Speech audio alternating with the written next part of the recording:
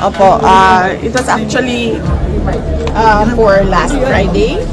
Ready na kami last Friday para pumunta dito, but the budget sponsor decided to defer it until Tuesday morning. So ngayon yun, ang present ng budget ng Office of the Vice President at pag-defend ng approved sa DBM under the National Expenditure Program.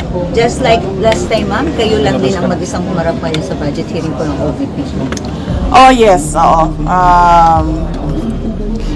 Nag-usap kami ng mga kasamahan ko sa Office of the Vice President, and syempre lahat ay apprehensive pa sa nangyari noon sa mga personnel. Nangyari noong committee hearing sa House of Representatives sa mga personnel ng Office of the Vice President na ang daming kinabahan, ang daming nagka-anxiety, ang daming nagkasakit. So sinabi ko sa kanila na it is best kung ako na lang yung aharap sa budget hearing ng Office of the Vice President. Next question, Marian. VP, yung 7.4 million pesos po na binanggit niyo, security personnel po, na public funds po ba galing? Yes. Oo. Napakaklaro nun, no, na wala akong ginamit para sa akin, para sa Vice President, na pera ng gobyerno para sa mga biyahe ko overseas. Ang merong charge sa Office of the Vice President ay yung security at decision yon ng Armed Forces of the Philippines kung magpapadala, ilan at kung sino. At yung pangalawa ay yung sa Office of the President, Office of the Vice President personnel na sumasama kapag meron akong events at activities for the Office of the Vice President. Ma'am, you were given an option earlier kung na pwede niyo i-waive ang inyong parliamentary immunity, but you opted to answer the questions anyway. Why po? Yes, oo. Ano nga ba yun? Meron silang tradisyon. According to the House of Representatives, meron silang tradisyon na hindi na nag-hearing ang budget ng Office of the President at Office of the Vice President. Pero kanina tinatanong ako kung i-waive ko ba yung tradisyon na yon nila, no? The privilege, yes. And sinabi ko na i-waive ko yung privilege na wala nang tanong sa budget ng Office of the Vice President. Ma'am? Last two questions, Red. Ma'am, were you expecting yung mga confidential fund questions and yung mga questions about your travel doon sa mga lawmakers na galing sa Makabayan Block? Were you expecting it already? Yes, oo. Madami kaming mga in-expect na mga tanong, pero dalawa lang yung nilabas nila, no? Yung tanong sa confidential funds na sinabi ng defense lawyers na huwag sagutin kasi meron silang defense strategy na hindi dapat nalaman. Ma'am, pero yun nga ma'am, you expected po ma'am na parang dalawa lang yung Makabayan, pero yung minority po ma'am had to offer your privilege, parang nirespect nila na hindi nila sila magtatanong. So ano po reaction po niyo na yung almost all of the minority block po ma'am, hindi na rin po nagtanong aside from ng Makabayan? Hindi ko naintindihan yung tanong, sorry. Pakiulit. Aside po ma'am, kasi na parang minade na rin po ng minority, hindi na po nagtanong yung almost lahat ng minority, members ng minority sa inyo. Of course, majority expected na hindi na magtatanong. Yung minority hindi po nagtanong sa inyo, ma'am. So, ano po yung reaction po ninyo na parang dalawa lang sa minority, yung Makabayan Block lang nagtanong and hindi lahat yung ng minority members, ma'am? Wala akong feelings or reaction sa doon. Ma'am, why do you Last- think the House last question. Appropriations Panel extended parliamentary courtesy to you this year? This time. Because last year nga po, medyo nagkaroon ng intense scrutiny over your over alleged secret fundraising. Why do you think? Hindi ko alam. You have to ask the House of Representatives kung anong iniisip nila. Ma'am, Pero kanina may- you mentioned that you were Last question to. answering kasi Minsan lang tayo nagaganito. subject of an impeachment trial po. Ma'am, are you still expecting na matutuloy siya or are you still preparing your defense? Oh yes, kasi kung hindi man yan matuloy ngayon, 2025, I'm sure mag-file yan 2026, mag-file yan 2027, or even siguro 2028, right before the presidential elections. So, this is all about the presidential elections of 2028.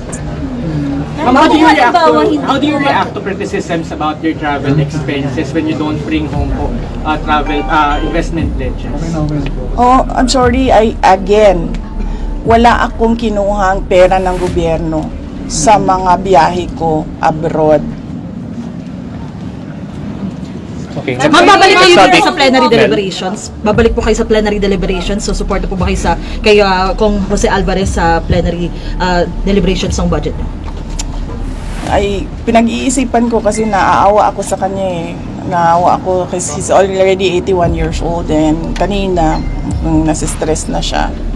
Kaya pinapatawa ko. Kalingog ma'am, kamusta po?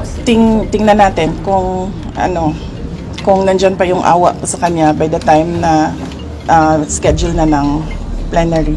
Ma'am, Si PR, feeling ko hindi, kanina, ma'am, binabanatan ka or medyo mas mabait sila sa'yo this time. Kasi yung word kanina ka nag-react sa Banat yun. Banat talaga yun. Maganda lang magsalita. Magaling lang magsalita yung dalawang nagtatanong. Hindi sila tulad nung dati na paano bang description ng paano yung mga Magtagulan. It was just, Oo. more tame this time. Oo, kasi 'di ba? Hindi naman sila nagtatanong about sa budget eh. Nagtatanong sila about sa confidential funds at sa travel. Eh sinabi ko na nga wala naman akong kinuhang pera ng gobyerno para bumili ng ticket, humingi para sa hotel, para sa representation per dime, wala naman akong kinuha sa gobyerno. Ma'am, were you expecting an atmosphere a while ago na gano'n na magiging scenario or you prepared for a more intense sagutan sana kung sakali? Were you surprised na gano'n lang kanina? Far from the last time you were here? Hindi lang yun naging intense kasi hindi ako bumanat. Last time kasi, bumabanat ako kaya naging intense siya. So kanina, naisip ko, pamanatan ko ba ito sila o hindi? Why ma'am? Ba't nga ba hindi? Ba't nga po ba? Naawa ako kay Congressman Pepito Alvarez kasi he's 81 years old and I do not think that he can handle the stress of an intense and heated budget hearing. Marian. Si PRRD, kamusta po? Tumawag siya last Friday. Monday ngayon. Hindi siya tumawag kahapon. It's Tuesday now. Last Friday siya tumawag. He's okay. Paano okay? Can you elaborate po? He's okay. Nag-usap kami about politics. Nag-usap kami about flood control. Nag-usap kami about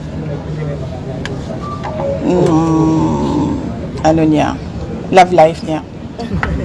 So updated po siya sa mga nangyayari ngayon, like nabanggit niyo nga po flood control issue. Ano pong nasasabi niya? Kasi bawal ako mag-discuss ng kung anong pinag-uusapan doon sa loob eh. So hindi ko masabi kung anong sinasabi niya. Okay, next question. Any more? Ma'am, pero nakababahala kasi parang ang sinasabi kasi ni Atty. Bongpan, he's unfit now. That's why we kept on asking how is really the former president kasi di ba parang kaya po na-defer ang kanyang supposedly confirmation of charges because of his health and medical condition. Sa tingin ko naman, merong mangyayaring hearing sa competency. So, antayin na lang natin yung mga experts. Both sides, sa ICC, sa prosecution, sa defense side. And I'm sure maglalabasan yung mga experts para sabihin kung ano yung problema. Okay. Ma'am, were you able Do you think Solas. Marian. he is well, ma'am? He is fit to stand trial? Ay, naku, hindi ako expert sa kung ano dapat ang kapasidad ng isang witness or ng isang accused.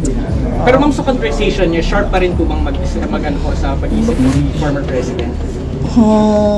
Sige, antayin na lang siguro natin yung hearing sa competency kung meron man. I'm sure masasabi ng mga experts kung ano yung nakikita nila. Ma'am, were you Next able question. to see former Vice President Robredo when you visited Naga po? Did you have the chance? Kasi ganito yun. Noong nagkita kami ni Vice President Robredo sa bahay niya, alala nyo, Hindi naman odd yun. Hindi odd yun sa akin kasi binibisita ko talaga yung mga former vice presidents. Nag-courtesy call ako sa kanila, nagpapakilala ako. Sinasabi ko kung ano nangyayari sa opisina, ano yung projects ngayon, mga ganon, updates. At dahil doon, binanatan si Vice President Leni Robredo ng mga kasama niya, mga yellow, mga pink, particularly ni Senator Trillanes. At hindi ko kasi gusto yung naggaganon yung isang former vice president. Being a vice president, ayoko yung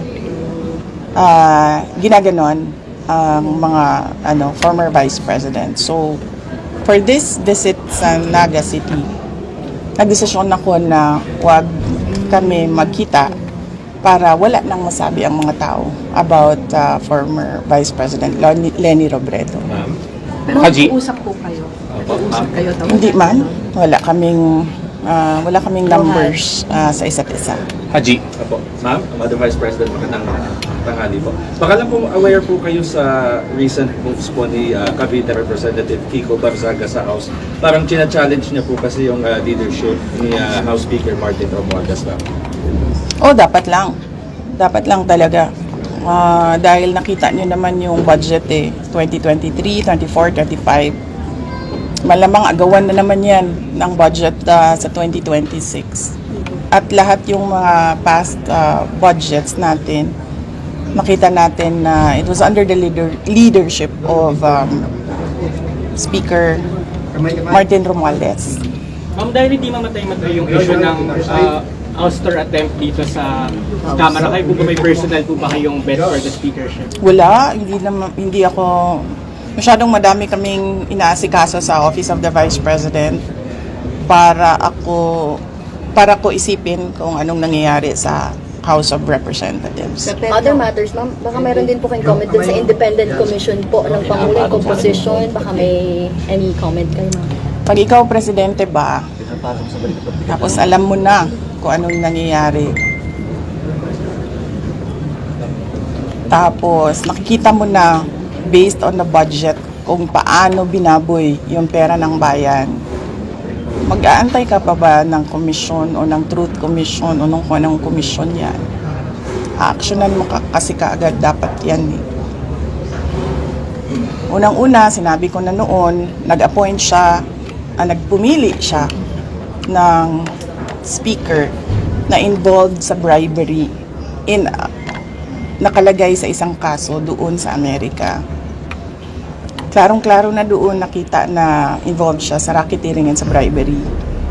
So, ikaw ba presidente ka ba? Ilalagay mo ba yung ganyang klaseng speaker? Siyempre, hindi na, di ba? So, anong nangyari sa budget natin? Na-racketeering din yung budget natin. Tapos, syempre, sumabog na. Hindi ako makapagsalita sa Department of Public Works and Highways, pero makapagsalita ako sa DepEd kung anong nangyari. At sinabi ko na sa inyo. Sinabihan na siya, alam niya. In a cabinet meeting, sinabi sa kanya kung anong nangyari sa Department of Education budget. And then, ang ginawa niya is nag-change topic siya. So, ano pa bang komisyon, anong truth commission, anong investigative body pa ang kailangan mo? Nandyan na yung budget, nakikita natin kung paano siya kinuha. Diba dapat nun, diretso mo na gawin, tanggalin mo na yung speaker mo, ayusin mo na yung, sabihan mo na yung mga kaalyado mo sa House of Representatives, ayusin niyo yung budget, tapos panagutin mo na yung mag-lifestyle check ka na dyan sa mga congressman at sa mga staff nila. Dami dyan, may bahay sa abroad. Diba? Masyado siyang hindi niya alam kung ano gagawin at masyado siyang mabagal gumalaw. Nagmamadali ang Pilipinas eh. Pero alam niya lahat to, ma'am.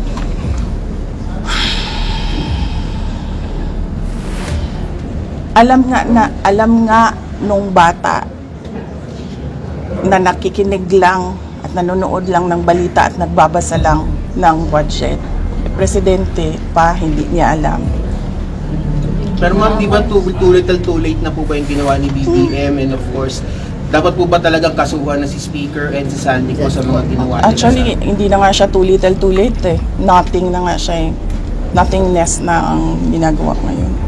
Ma'am, kaso, the speaker was your campaign manager in 22. Were you not aware of these issues before? Hindi naman siya naging speaker noon eh. Ay, hindi ma'am. I mean yung bribery po, kasi na-mention niyo yung bribery, alleged bribery. Were you not aware during the 22